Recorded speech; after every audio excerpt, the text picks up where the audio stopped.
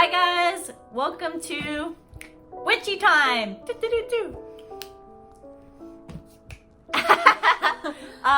This is this week's Theater Threshold podcast. Thanks for tuning in. My name is Marlene. And I'm Jolie. Hi.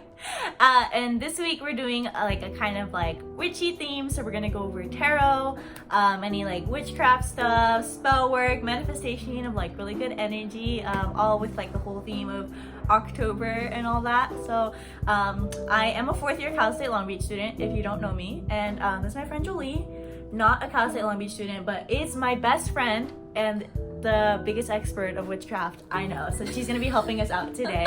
Super excited. Yay. Yeah, I mean, I don't know if I'm an expert, but She's an expert. So today, let's get started. What do you know about like tarot readings? I think that's like the biggest thing I get asked about. Like tarot is the most popular and like well-known thing. Totally. Yeah, I think tarot tends to have a reputation of being associated with like fortune tellers and like mystical like pseudoscience and stuff. Yeah.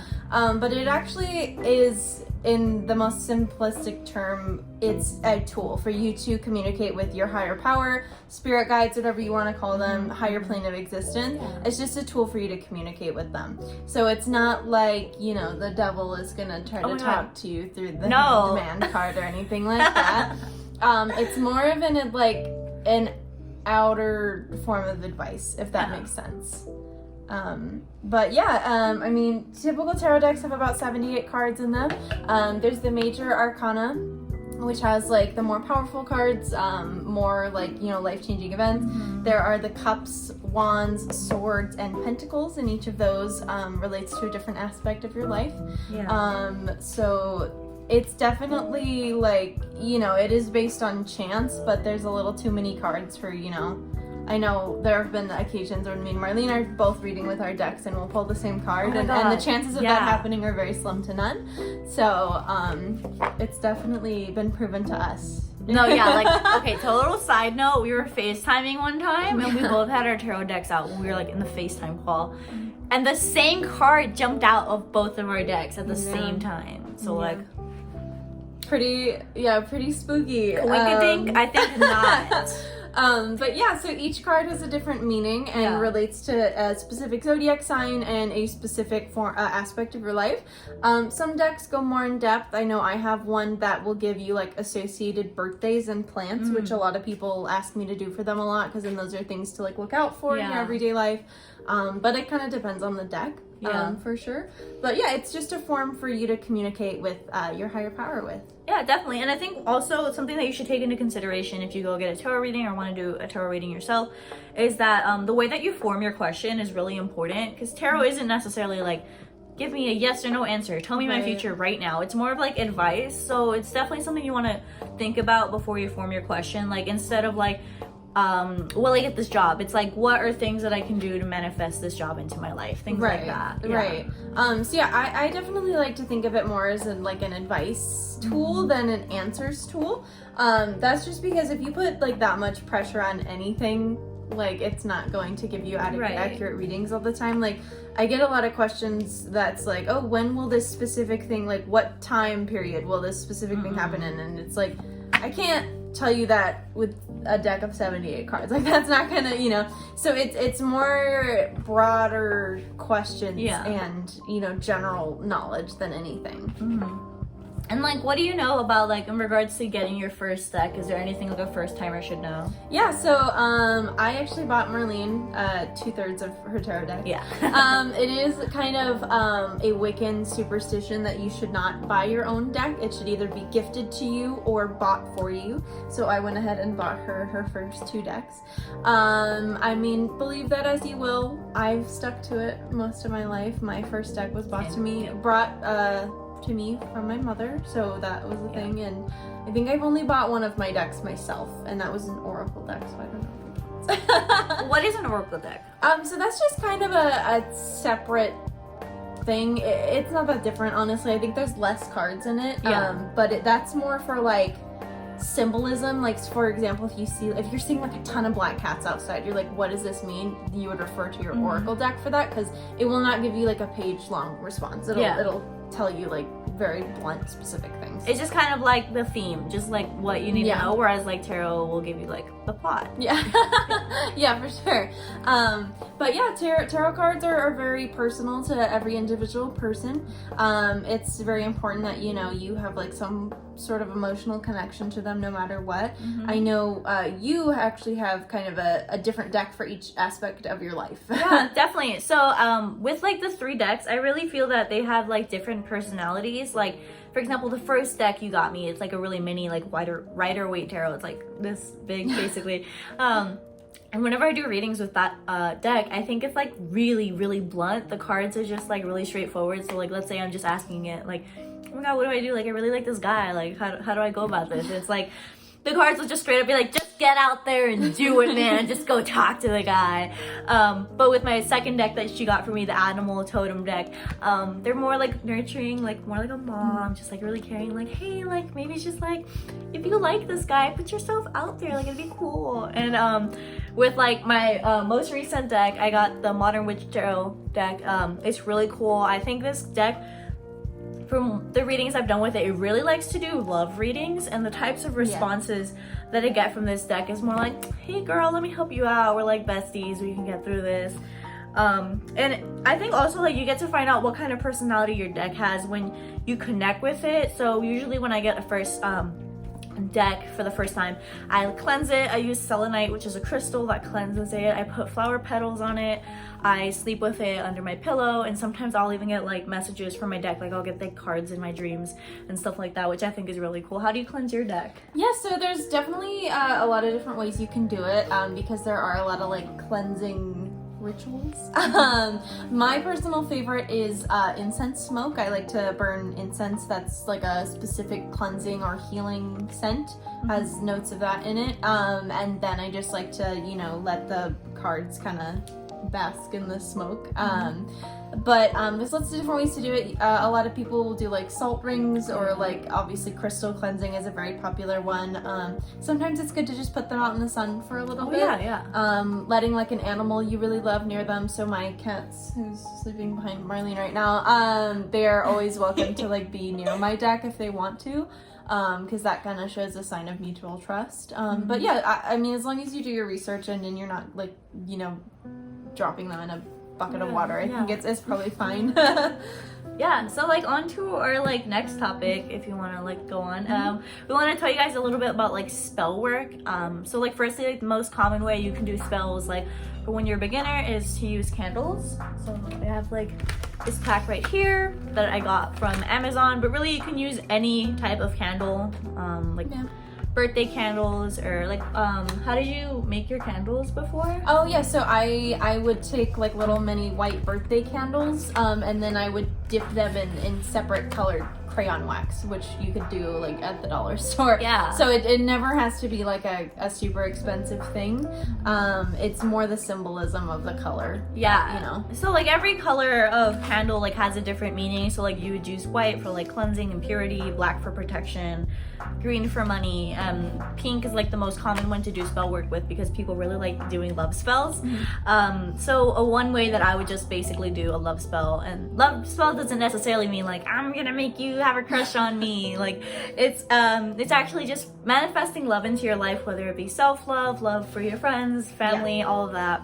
I mean, it can mean a romantic partner, but it's not like a thing where you like cut off a lock of your hair and like put it in their food or something. Like oh, sorry, my cat just had like a little hiccup. It's more you manifesting a certain feeling or person who will bring that feeling into your life, not like targeting someone specifically who maybe doesn't have those feelings for you. So basically how I would do a spell with like a candle is I just say what type of thing I want to manifest, and I light the candle, and there's like candle holders that you can also get, and just like leave it burning, and based on the flame you can also read the flame, and it lets you know how your spell will turn out. So if it's a really big flame that's like really still and powerful, that's like a really good sign. If it's waving around a lot, pretty chaotic, that can mean that there's other things at play. Or if it's very dim, it just shows that the spell was not as strong. You might need to try again, or you're just not really at that energy for that to happen yet. Right, yeah. And flame work is definitely something that's a very old ritual because, you know, candles have been around for a very long time. For a cool minute. So yeah, for a little while. So that's definitely like a very ancient tradition that a lot of, you know, I know my personal heritage of witches comes from Scotland, and I know a lot of my female ancestors worked with stuff like that. But that's definitely something that's been kind of universal is using candles. So a lot of that's a very old tradition. Also, another thing, when your candle goes out, or let's say you blow out the candle, reading the smoke is another thing you can look into as well. If the smoke is like heading into your direction or other directions, if the smoke is like a certain color, like how much smoke there is, that can also say a lot about your spell, which you can always read up on. Right. And you don't have to, you know, focus on one specific thing. I know I don't always do like smoke signs, or I don't want to call them smoke signals. Smoke reading. I don't always do that, so it's not like a thing where it's like you have to pay attention to each individual thing. It's more whatever your intent is. So, you know, if you're looking to be more creative, you can always just burn an orange candle in your house. It can be from Target, it doesn't matter. Bath and Body Works has a sale right now, you know, go get a pumpkin spice one. But you know, it's all about intention, and that's kind of a broad statement for all kinds of witchcraft or spirituality in general. Yeah, definitely. It's all about your intention and not like, you know, a mystical force you know, forcing you to do something. You know what I mean? It still is a lot about your decisions, and so it's your inner power that's making these things happen. Yeah, definitely. And I think like any kind of like thing that you do within manifestation, it's very personal. There's no right or wrong way to do it. Right. I mean, so long as like personally, I only work with like light magic. I don't ever do dark magic because it always comes back to you 3 times as bad. So just like me personally, I don't mess with that stuff. I just bring like really good energy into my life. But however I want to attract that energy into my life, there's no like the way she does it has to be exactly the way I do it. Yeah. And I know, especially because you didn't know a super ton about this when we first met, because we've been friends since what, I was 17, about 3 years now. And like I just kind of gave you the basic tools, and I was like, you do what you want. Like, you don't have to do it exactly the way I do it. I learned all this stuff from my mom. I don't do everything. I do things very different than the way she does stuff. So it's all about your personal spirituality and the way you feel you're gonna, you know, either heal yourself, bring things into your life, whatever. It's all about you and your intention. Yeah, definitely. And you can always like search up on your own places. We really like Pinterest for like spells. I love Pinterest. You can also like find like, oh, like get like this herb and like this thing, and like you burn it together. I know you have a cauldron and like you like actually do that. Do you want to tell us more about that and like also jar spells? Yeah, so as far as the cauldron goes, that's very helpful for flame work or for using like specific herb blends. A lot of spells and rituals require fire or for you to burn something, and you know that's not always super safe. So, you know, for example, I have a New Year spell that I do on my New Year, sometimes on my birthday too, depending on how I'm feeling. But I write down like all my insecurities or things that I don't want to follow me into the new year, and I'll write them down on a piece of paper and then burn them in the cauldron that has like healing spices and stuff. I like to use like clove and bay leaves and stuff, which also smells really good. And then that's kind of symbolic for me burning those things and releasing them into the air instead of like trying to fight them, or you know, it's very symbolic for me, like, okay, accept this, and I'd love for it to not be around anymore. So that's definitely helpful for that. Spell jars are probably one of the easiest things you can do, I would say.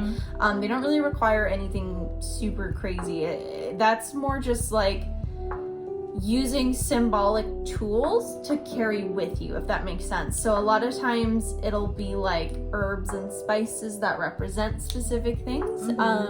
Few examples: lavender is for healing anxiety and like you know, keeping yourself calm and confident. So if that's something you struggle with, that might be something good to carry.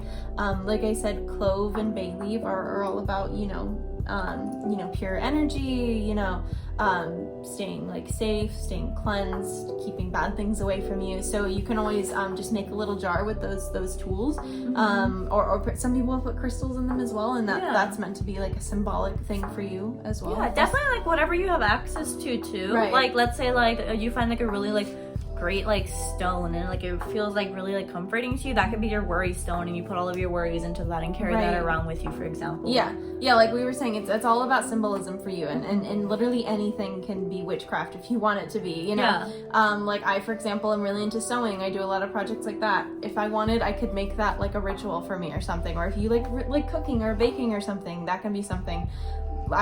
When I make my coffee in the morning, that's kind of like a witchy thing, because I put like specific herbs and spices into it, you know? Yeah. So it's all up to you and what you want to do. You don't ever have to do like a specific way that it's shown in the media, or like, you know, what other people do. But yeah, so it's very open-ended.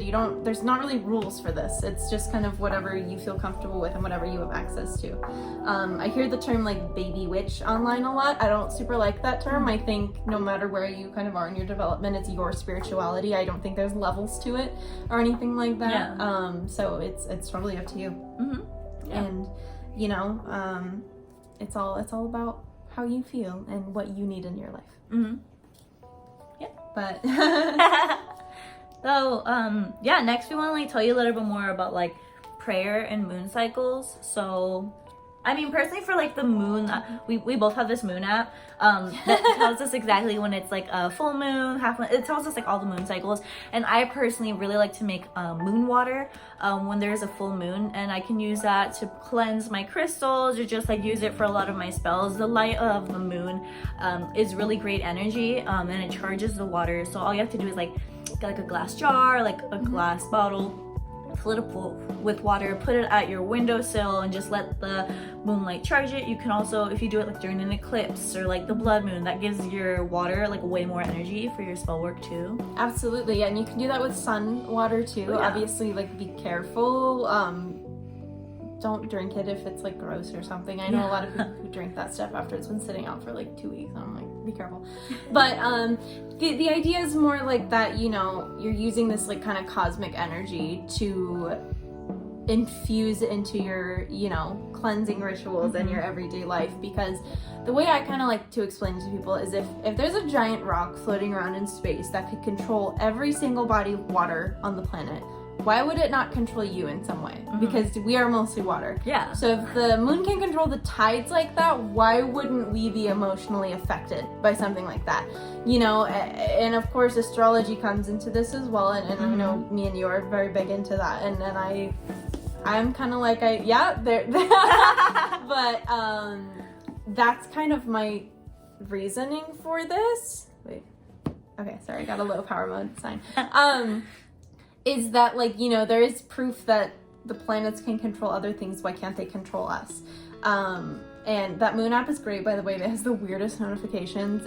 You're gonna think you're like in a fever dream or something. It kind of creeped me out when I first got it, but it's so funny. And that kind of plays into spell work as well, because, you know, there are certain times when, like, you know, if it's a full moon, that's a good time to set some healing stuff, let go of some things. That's time for you to restart, you know. A new moon, that's a great time for you to like start fresh on a new page, set intentions for yourself, set things you want to accomplish. You know, there's different meanings for all of this, because the world changes as the moon waxes and wanes. And yeah, it is just like a shadow from a giant ball of gas and fire, but it still affects things, in my opinion. So that's definitely a good way for you to kind of set intentions for yourself and use that as like a marker for when you should start working on new things. Definitely, yeah. And like I remember for like solstice, was it, we like wrote, we did this activity where, like, in addition to doing like a tarot reading for like that new time, I wrote down like the intentions that I want for this like new time, and like the moon and everything. So yeah, what like other prayers like do you think like would manifest that? Yeah, so I mean, it's kind of the same as praying in any other religion, you know. You're asking a higher power for specific things, or you're asking them to help you with something. This is the same thing, you just have a little bit more tools involved, you know what I mean? And like I said, you don't have to even use anything if you don't want. If you just want to pray to whatever, you know, being, universe, cosmic energy, whatever, you know, you can do that. That's totally a part of this still. It's just sometimes witchcraft is a little more advanced, where we use candles or cards or something like that. But it's all about being spiritual and connecting to that higher power. Definitely. And I feel like sometimes when I do like tarot readings or things like this, it's just kind of like a form of like grounding myself and like giving me clarity, because sometimes like I go through my own things and like I don't really want to like put that out or talk about it with someone. I just kind of like want to like figure out things on my own, and doing a tarot reading and just having the universe like tell me like what I should know at this time is sometimes really just what I need at the time. Yeah, and an outside source to help you with your problems or to give you advice is great, especially if you're working through some sort of trauma or hard time in your life where you don't feel like you can talk to other people. This is amazing, especially for times when your mental health is not that great. Because, you know, I tell people a lot, I'm like, whether you believe in this stuff or not, just to have like an outside source telling you, like giving you advice is pretty helpful in times when you're feeling really low. Yeah. You know? So I personally love giving readings, even to people who don't believe in this kind of stuff, because I just think it's helpful to kind of have that sometimes. But I will state my cards have never been wrong about anything.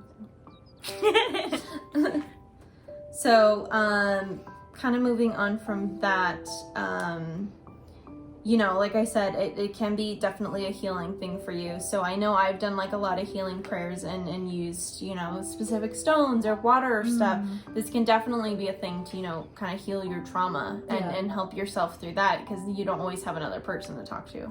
Yeah, definitely. And in regards to crystals, I mean, I've been developing my collection for a few years now, and I keep them all in this like little box. But there's like definitely like healings that you can do using your crystals as well. So like something that I learned from a psychic that I used to go to is you should get like selenite or any type of cleansing crystal and like put it on your head and like imagine yourself manifesting the energy like outside and like throw it out. You can meditate, put different crystals on different areas of your chakras that they correlate to, and that really like helps like manifest you to get that energy out into the world and bring in that good energy in. And that could also be a form of healing through meditation. Yeah, meditation, crystals are always fun to work with, and that definitely pulls from like other religions as well.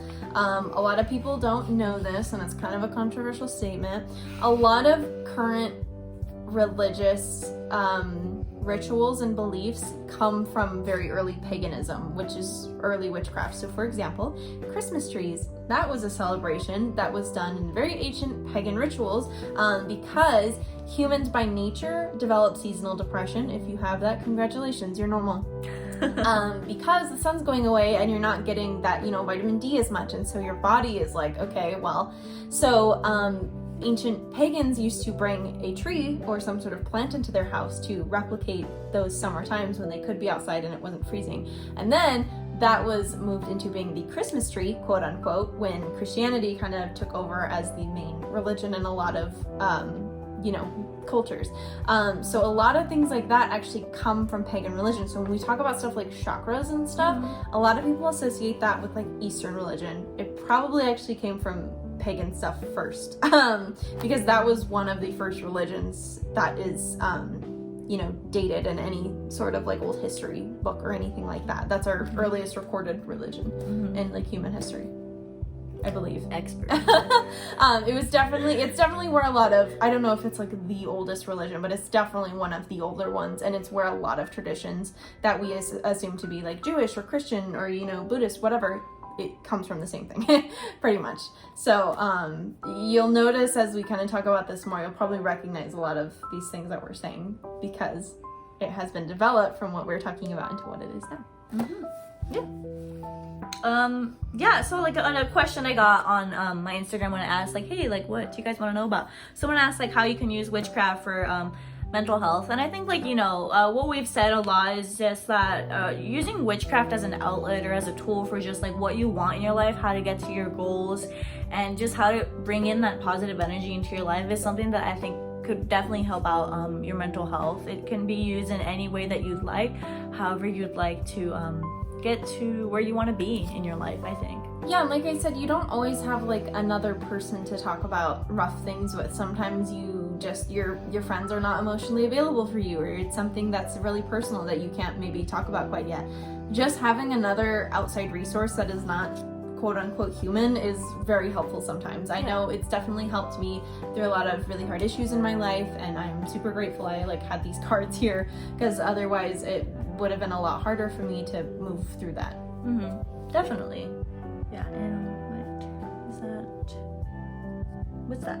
Satchels? Yeah, like you use the satchels. So yeah, it's kind of the same thing as spell jars, where okay. like it's just more portable. You can put stuff in a bag. Like I said, it's all about the tools you have available. You don't have to do a specific thing. Straight up Ziploc bag. Yeah, with if like you want to do that, yeah. your favorite peppermint. I don't know, and just be like, this is my good luck peppermint, and I'm gonna take a test today, and I'm gonna pass. Yeah, all about intention, man. Yeah. It doesn't have to be, you know, anything super fancy. And a lot of people, when they're first getting into this, think that they have to go like buy all of these tools. It took me a very long time to get all of the things. I have about 4 decks now. I have the cauldron. I have like a whole crystal collection. I have a lot of stuff, but that's because I built this up from when I was like 14. Like, you don't have to go out and get all the stuff right away. You can make do with what you have in your house. Like, you don't have to be all fancy, you know? Yeah, I have a friend who does like her version of tarot readings using a deck of cards. You can also make your own tarot deck. Yep. Like, just get all the cards, cut them out with like paper or something. So long as that you like endow it with the type of energy that you want, and it can serve as a function for you. Yeah, we were working on like a meme tarot deck for a minute there. Maybe we'll finish it. Would you guys buy that? Let us know in the comments. Let us know down below. But yeah, was there anything else you wanted me to kind of go over? Yeah, I think like something that a lot of people like are really curious about. I'm really into astrology, and a lot of people are like, oh, well, like the horoscope on the newspaper, like, is that all there is? I think like if we could just like touch up on some of that stuff. Like, personally, we're the kind of gals that like, it's like, oh, what's your sign? No. I mean, like, I need your sun sign, chart, your rising sign, your moon sign, and then like if you know the rest, like, cool, let us know. Definitely a lot of people are like knowing more and more about that through CoStar, and if you don't know what that is, it is an application where you can put your birth time, your city, and is that it? And your birthday? And your birthday. Yeah. And it tells you what sign you have for like every planet, and basically every planet has something to do with you and your personality in your life. Right, so astrology comes from ancient Greek culture, where they kind of deemed if you were born on a certain day, you had a certain set of personality, you know, or traits that defined you as a person. And I kind of half believe that. So when you're born, the earth is in a specific spot, right? What the exact time you're born. So me, for example, I was born on May 22nd at 12:20. The planets and the solar system were in a very specific spot, and they won't be in that specific spot for a very long time again. It's very, you know, specific to you in that time. So the general kind of idea is that you have to take into account where all of the planets were at the exact time you were born, and that forms who you are as a person. Now, astrology is kind of a highly debated concept. You can't really prove it either way. I personally think it's pretty accurate for me and a lot of people that I know. I've guessed people's zodiac signs a lot. Me too. Yeah, so like I think it can be, but you can't define someone exactly by their sun sign. Oh yeah. And by that your sun sign is the one that people call you. So that's the one on your birthday. So for example, I was born May 22nd. From anyone born from May 20th to June 20th is a Gemini. So a lot of people are like, you're a Gemini.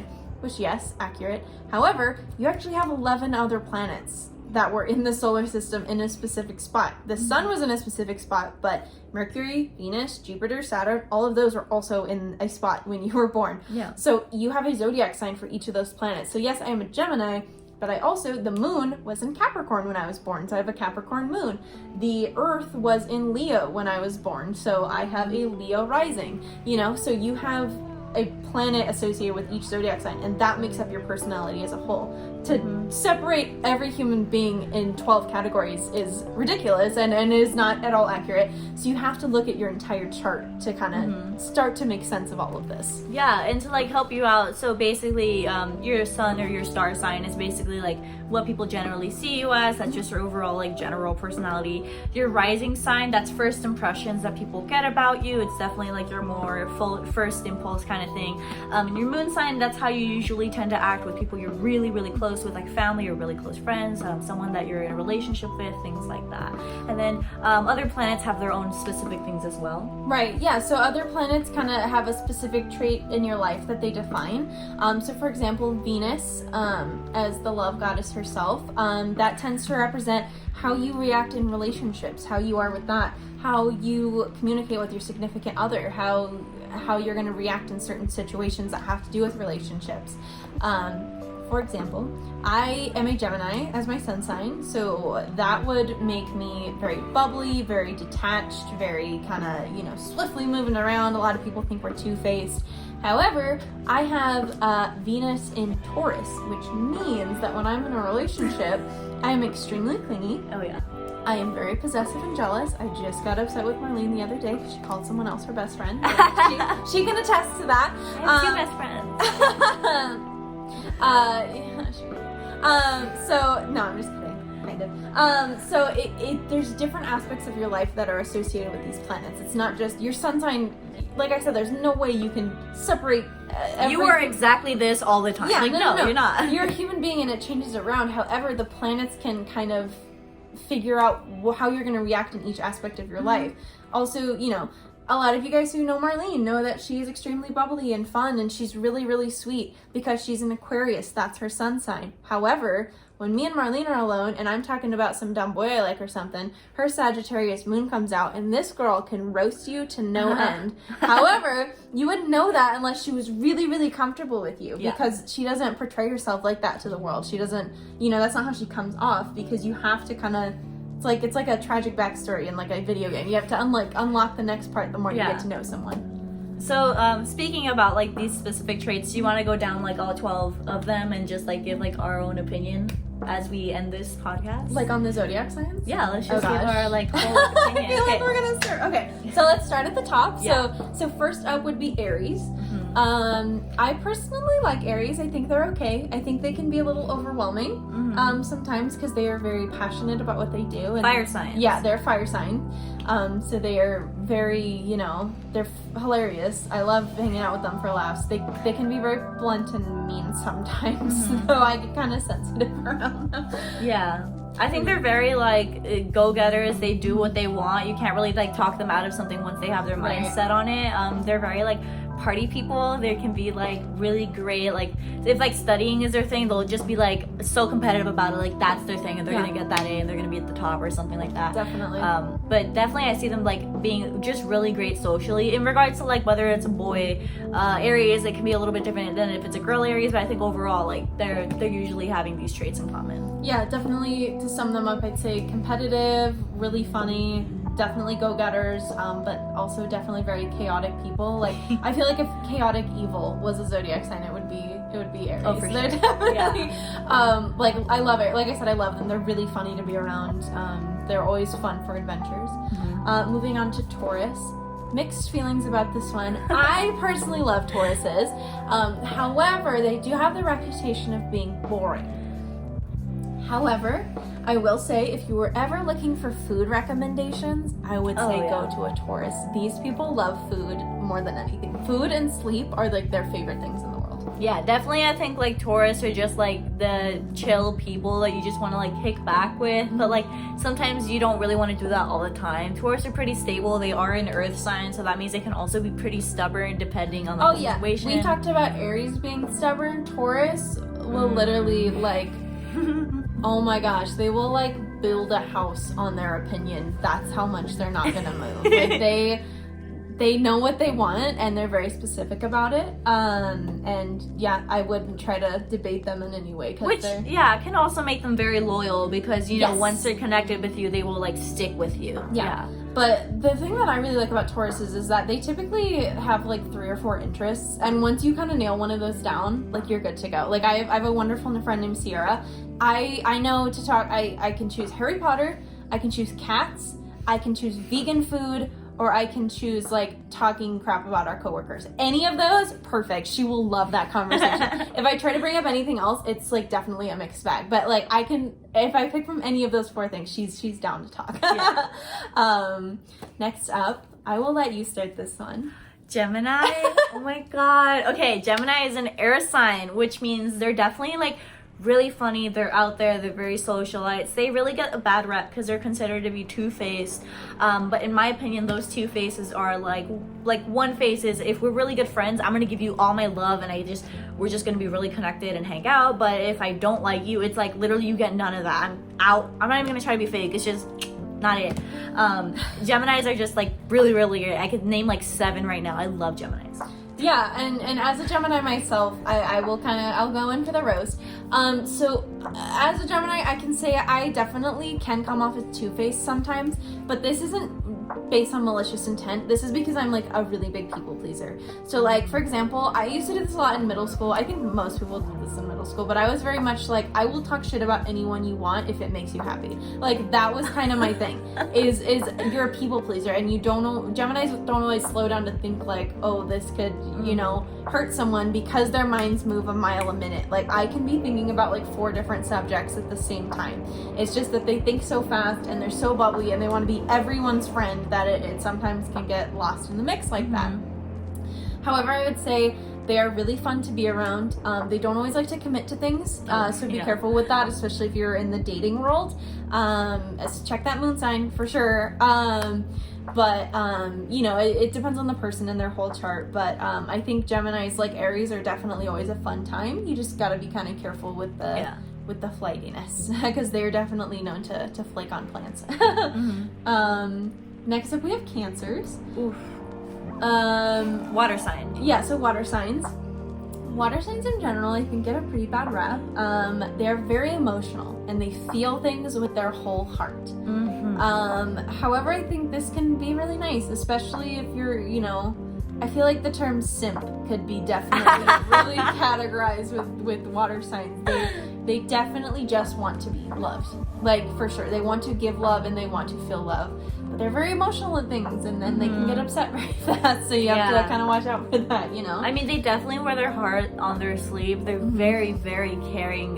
They're very, like, family oriented. It's just like they completely lead with their heart. So, you know, keep that in mind with the Cancer in your life. You know, think before, like, you say something, because, you know, they'll really, like, receive that. But overall, like, they can be like really great people. They're like really great to have as friends, because they'll be there for you no matter what. I will also say most of my artist friends are Cancers. I think Cancers are very artistic people by nature, and that's something that's very glossed over in them.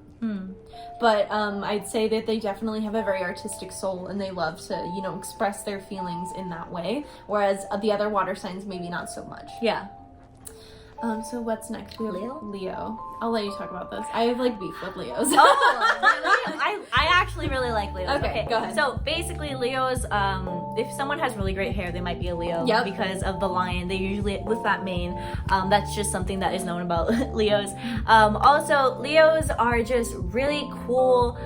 They're very like about themselves. Some people might see them as narcissism. I just see it as like, wow, that person's just like really confident. But also because of this like need for confidence, they might really want validation often, and it can kind of get like a little bad.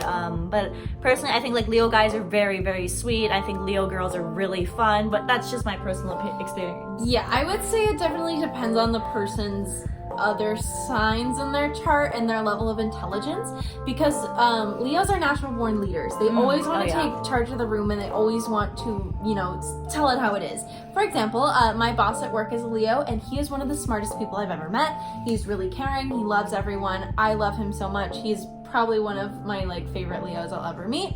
However, I've also worked with some Leos who do not know what they're talking about, and so when they try to control a room, it's not as fun. So you just kind of have to watch out for things like that. But I think, you know, Leos are very good natural born leaders. I'd say that, you know, they can be narcissistic at times, but like I said, it depends on the rest of their chart, and it depends on the person and their circumstance. But they're definitely center of attention wherever they are. Fire sign. Fire sign for sure. Next. Is that Virgo? Yes. Yes. Virgo. Okay, so like Virgos. Okay.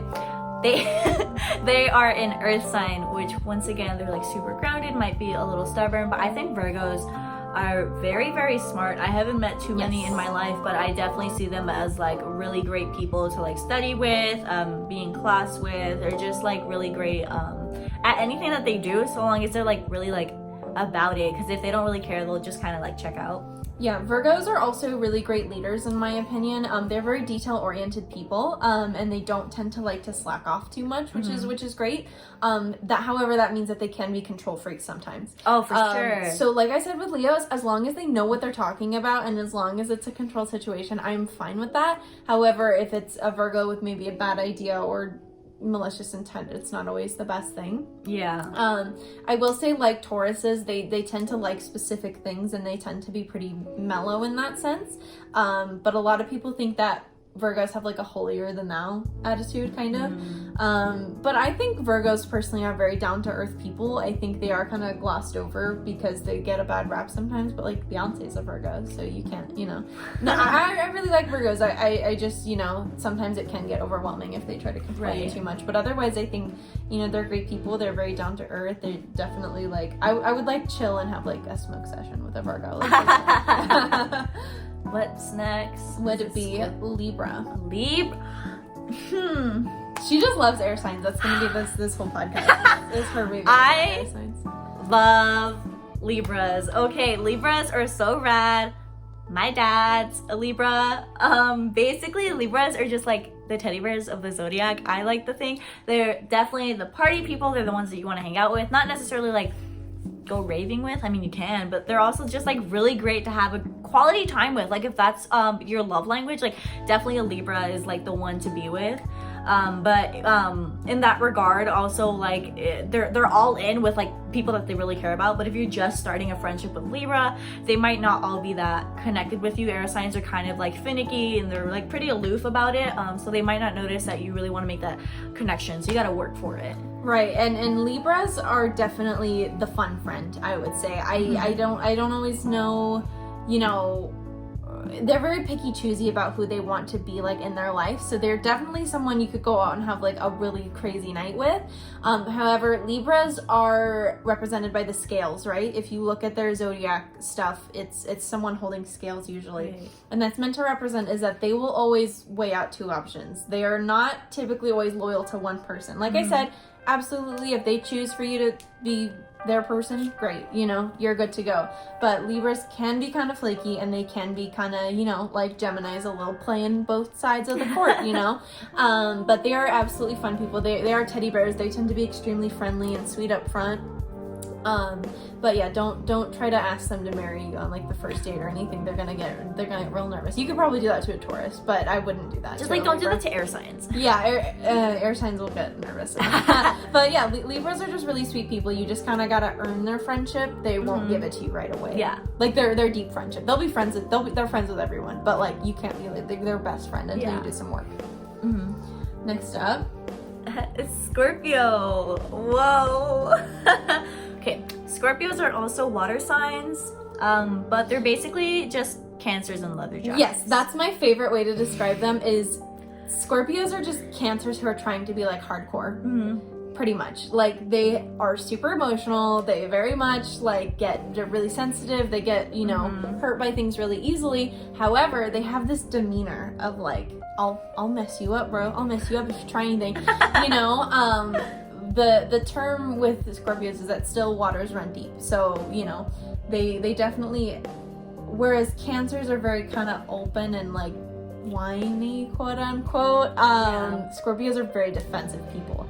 And there's this kind of reputation that like, oh, don't cross them, they'll mess you up. I mean, I feel like they would just probably cry, but you know, they're very emotional people, but they don't like that to be known. Yeah. However, Scorpios are very sensual people, and I don't mean that in an explicitly sexual way. They're very artistic the way they view life, like Cancers, and they definitely just feel things like a lot, you know. Yeah. But I think Scorpios are very fun to be around once you can kind of get past that first layer, because they definitely have like RBF. For sure. For sure. Yeah, and Scorpios are I think they're ruled by Mars, is it? So they're really focused on like death itself, but not necessarily like death like, yo, I'm gonna die, but like death in the fact that like things end and you want to have a rebirth, or always like going through this like catharsis, bringing something new in this life, next goal, like new image, like not necessarily that they're always like reinventing themselves, but they're always okay with like things aren't always going to go my way, but how can I move forward and like keep going with these things. Yeah. But don't let that fool you. They're very dramatic people. Yes. Very dramatic. But Scorpios are very good friends too. If you are able to kind of bond with a Scorpio, they can be very loyal to you and they can work really hard for you. They definitely, you know, are going to be a little bit of a drama queen sometimes, but they are definitely wonderful friends to have, especially if you have a very deep connection with them. Sagittarius. Ooh! Oh, Sagittarius are my favorite zodiac sign. I love Sagittarius so much. And guess whose moon sign is Sagittarius? Sagittarius these are the crackheads of the zodiac sign. Remember how I said Aries was chaotic evil? Sagittarius is probably chaotic good, I would say. They are always down to go do some crazy shit, no matter what's going on. They are extremely blunt and they can roast you to no end. Like, you have to be careful around a Sagittarius because they will find like your deepest insecurity and like roast you as a joke. It's never like malicious, but they can like, they're funny, but they're so mean sometimes, you know? Yeah. But they're very quick-witted. Because they're fire signs, they're very passionate people. Oh, for sure. I've met a lot of writers and like screenwriters who are Sagittariuses because they definitely have a lot to say. And they definitely have stories to tell. But I definitely think that they're not appreciated enough. I love Sagittariuses, but they can be very mean to you if they want to be. People think Scorpios are mean. I say Sagittariuses are the ones to be feared. Yeah, I mean, I think you pretty much said everything. If only I would just say like they also really like travel, whether it be like road trips or like other parts of the world, or even just like, you know, taking like a really cute car ride with you. And they're like the kings and queens of irony. I think they're very sarcastic and they're definitely really funny.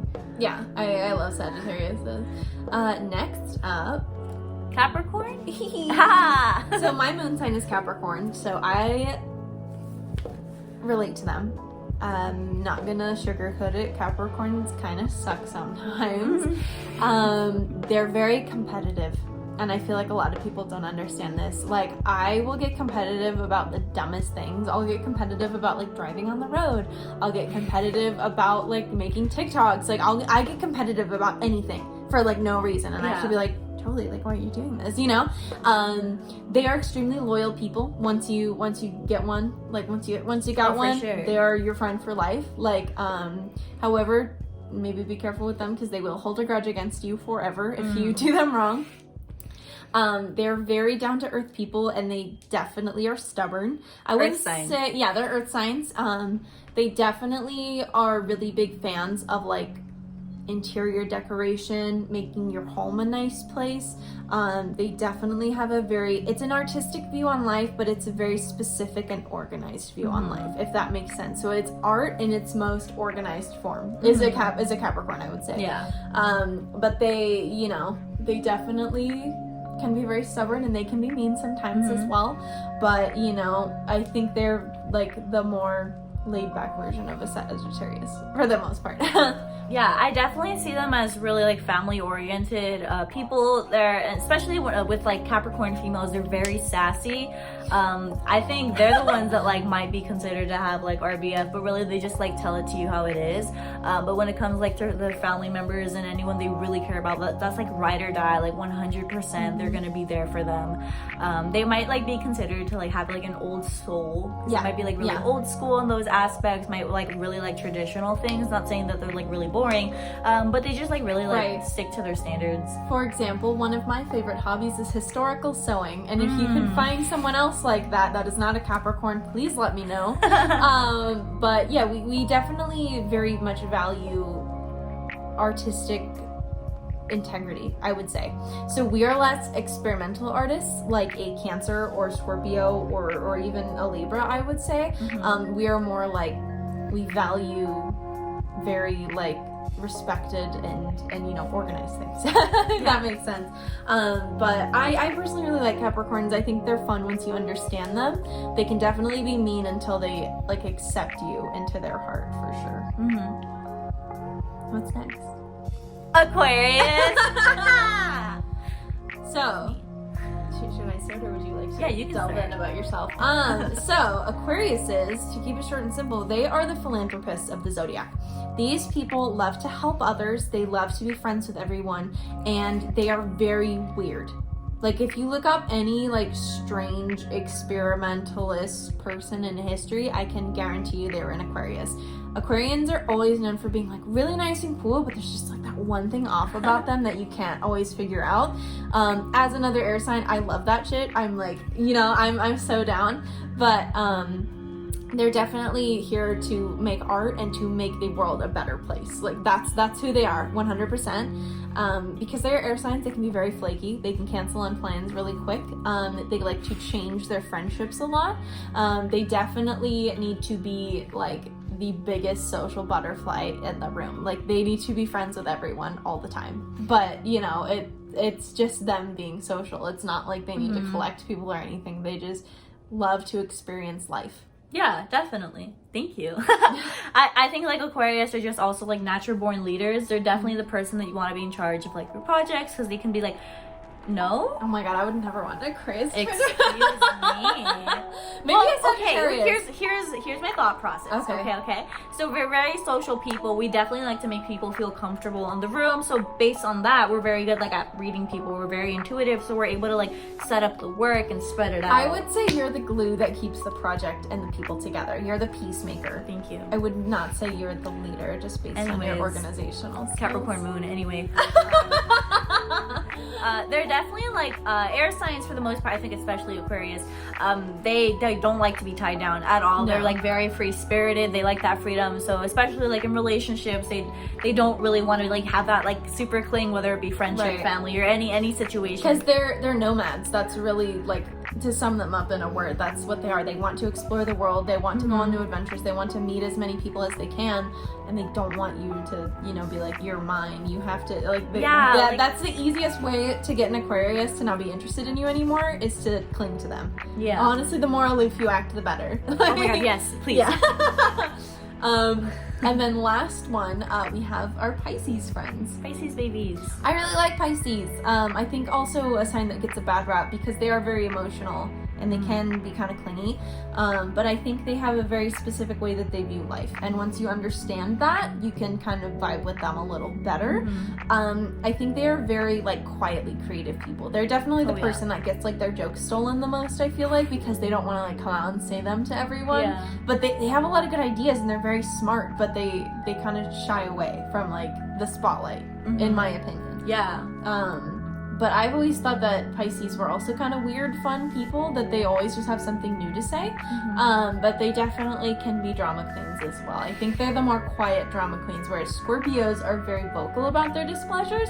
I think Pisces are more to, like, wallow, if that makes sense. Yeah, they're the kind of person that, like, will be, like, really upset at you, might block you, and then feel really bad and, like, apologize. Yeah, but the thing to know about them is that they lead life with their emotions, and once you once you can understand that, you can have a very promising friendship with them. Because, like I said, they're very interesting people, and they definitely love with their whole heart. They definitely have, like, a lot to say, and they definitely have a lot that they want to share with the world. It's just they tend to be kind of, you know, shyer or aloof people because you know, they do have so many emotions just, like, boiling up in their body, and they don't always want to release them. Yeah, I definitely see Pisces as, like, dreamers. They're always in their thoughts and, like, really, like, thinking about the next thing they want to create or the next place they want to be, things like that. And personally, like, I've met, like, there's either the super organized, like, Pisces that'll have like everything labeled and, like, get stuff done, or it's like the super, like, messy room, but they know everything, where everything is, and they're constantly, like, creating random forms of art. Like, I think, like,